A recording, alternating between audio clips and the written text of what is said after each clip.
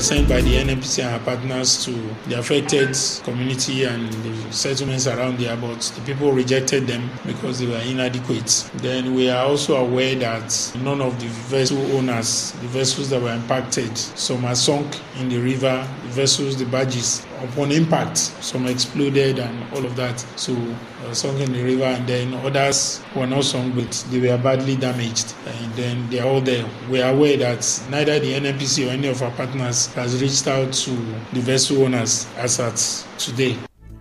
Mr. Jumbo, who is also the publisher of Christina Report, said members of the settlement around the Cawthon Channel 1 facility are relocating as the fire incident impacted their livelihood.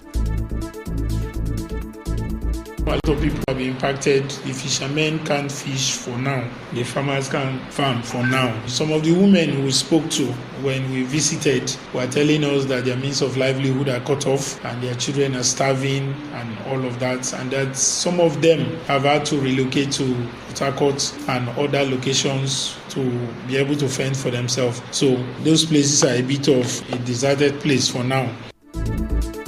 Mr. Jumbo also spoke on the regulatory gaps observed during his visit to the site of the fire incident.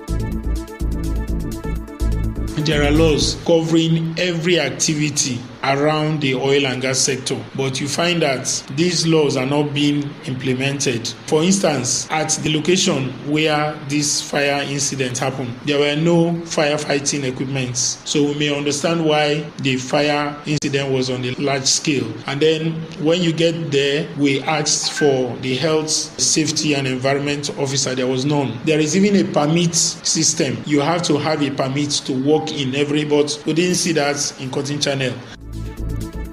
In another development, the National Treasurer of Nigeria Union of Petroleum and Natural Gas Workers, NUPENG, Alex Agwanwo, says the federal government's policy restricting tanker drivers from transporting large quantities of petrol on major roads is an existing regulation established by the union.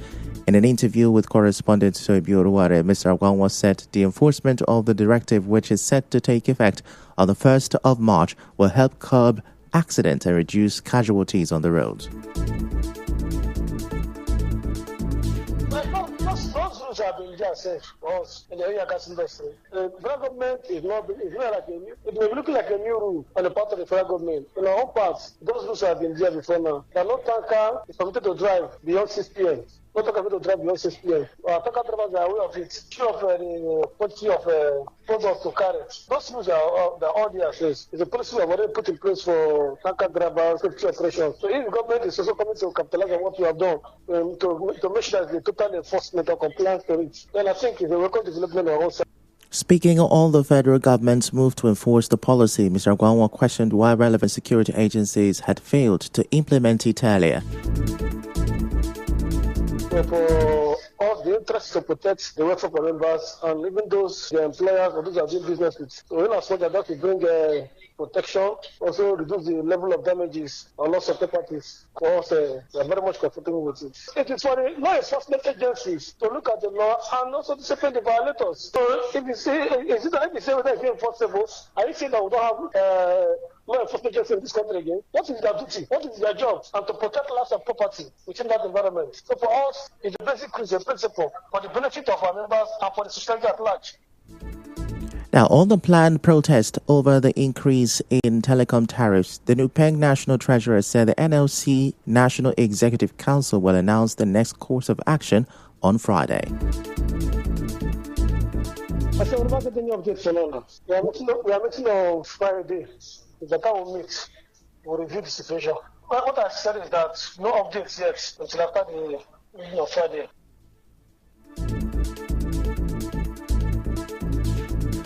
Moving on, the Rivers State Local Government Election Tribunal Appeal Court is expected to deliver more judgment today and tomorrow. Correspondent Soibi Oruware, who visited the tribunal court, reports that judgment is expected on the appeal challenging the victory of the chairman of Eleme Local Government Area at the lower court. Judgments on the Eche, Ahoda West and Obiabo chairmanship cases, as well as those involving councillorship candidates challenging the lower tribunal's ruling, are expected in the coming weeks as their hearings have already started. The tribunal appeal delivered its judgment on Tuesday in the case involving the Falga Council chairman. Away from that, some teachers who say they are part of the 1,000 teachers employed by the River State government say they will hold a protest today to demand reasons why they are yet to resume work.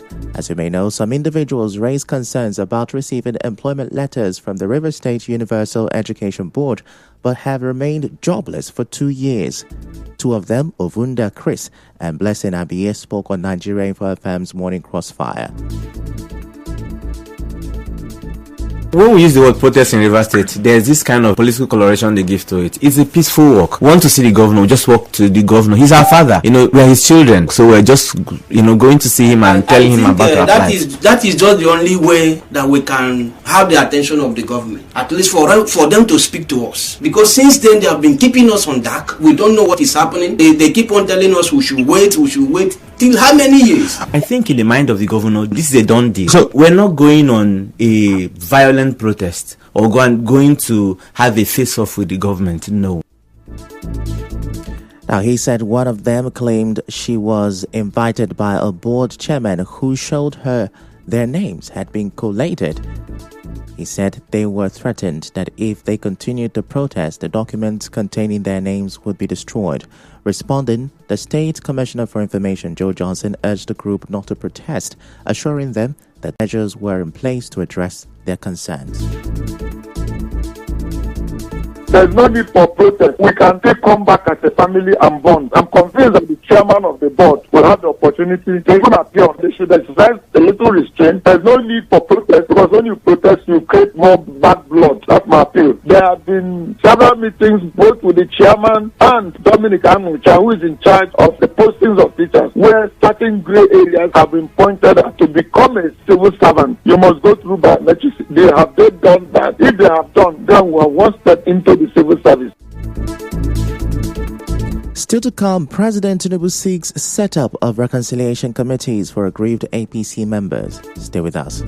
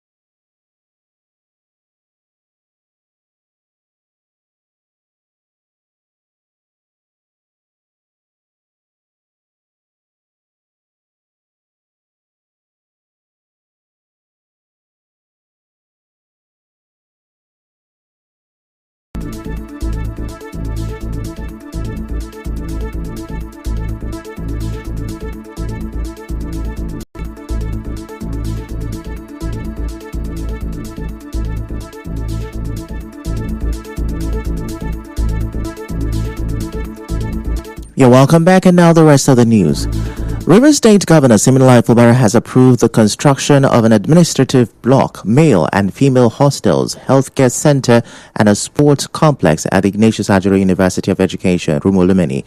Governor Fubara, who visited the school on Wednesday, expressed regret that the state government has not invested much in the school.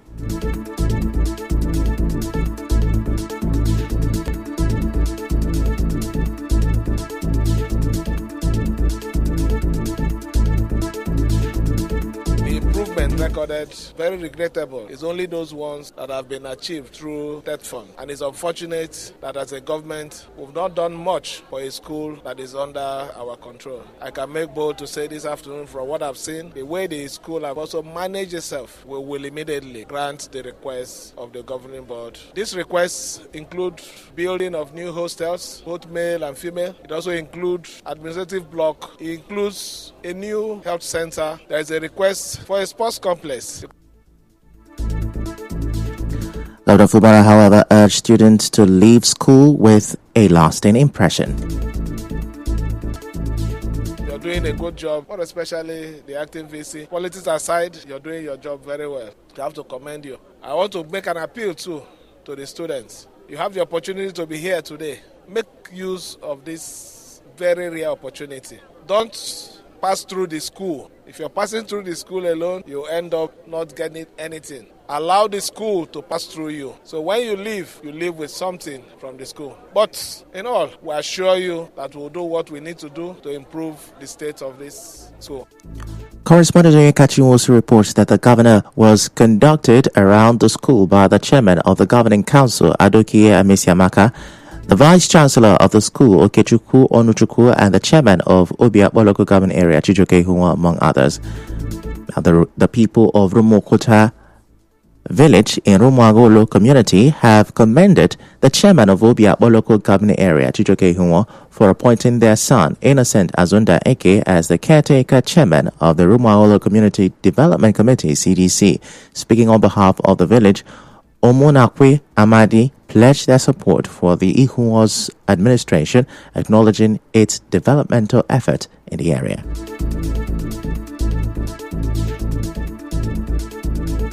We entire Rumokota village are thanking Ambassador Chijoke Hunwa, the executive chairman of Obiakpo local government, for finding our son, Mr. Innocent Azunda Eke, worthy to be the caretaker chairman of Rumawolo Development Committee, CDC. So we are thanking him. We are seeing the good work he's doing in Obiakpo. So we are happy with him. Wherever he's going, we will follow him. In anywhere he directed us to go, we will follow him. We, the Rumokota community, we are happy with him. Mr. Omonakwe Amadi, who is also a former CDC chairman of Rumawolo community, also assured that the people of Rumokota would stand behind Azunda Eke as he works to drive development in Rumawolo community. We in Rumokota village, we are going to give him total support and advice, a support that we use in piloting the affairs of Rumawolo community to ensure growth, peace, harmony in Rumawolo community.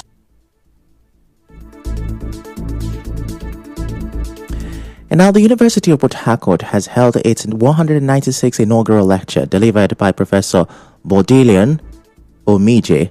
Speaking on the topic, Embedded Systems, the game changer in modern industrialization, on Wednesday, Professor Omije discussed what he described as Education 4.0, emphasizing the need to integrate digital and innovative skills into education to keep up with rapid technological changes, with artificial intelligence leading the transformation.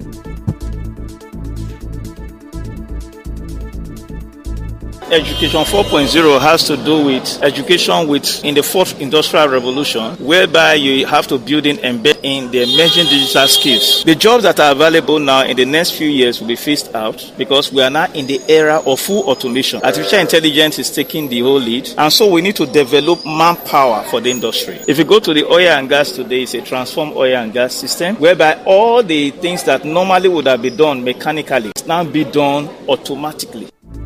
Professor Omije, who is the professor of electronics and communications, called on the Rivers State government to invest in human capacity development, and he also urged universities to change their academic curriculum. The Vice Chancellor of the university, Professor Owunari George-Will, also spoke, highlighting Professor Omije's impact on the school.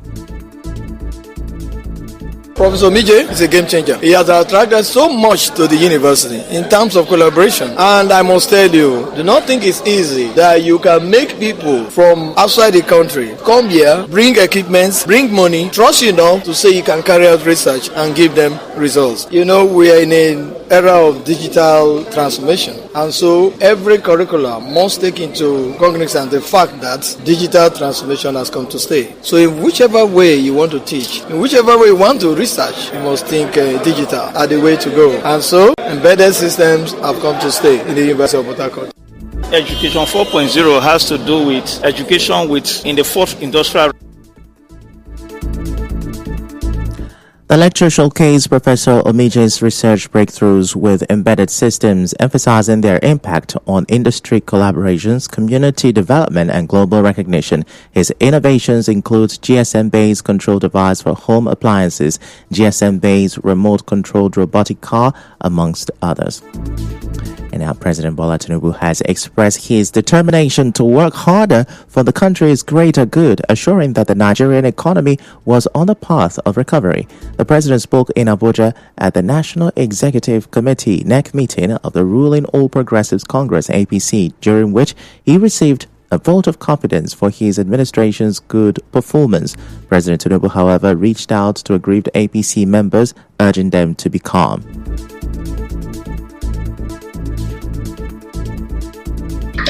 Little conflict in various states.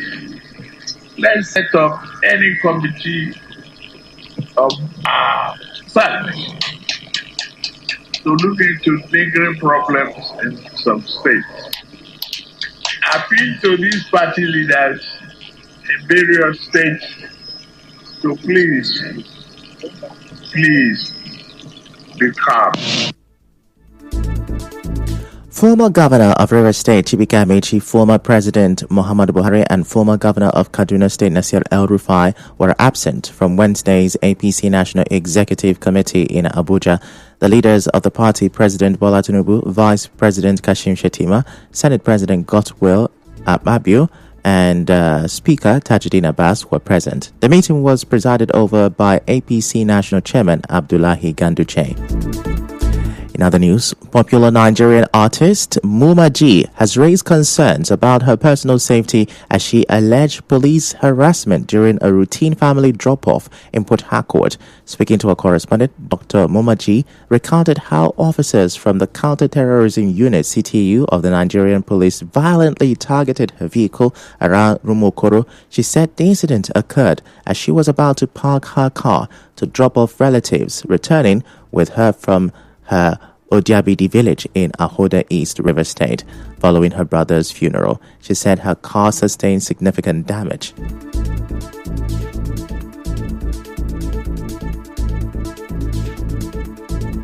Dr. Muma G expressed deep distress over the ordeal, describing it as a blatant violation of her basic human rights and a disturbing display of police indiscipline.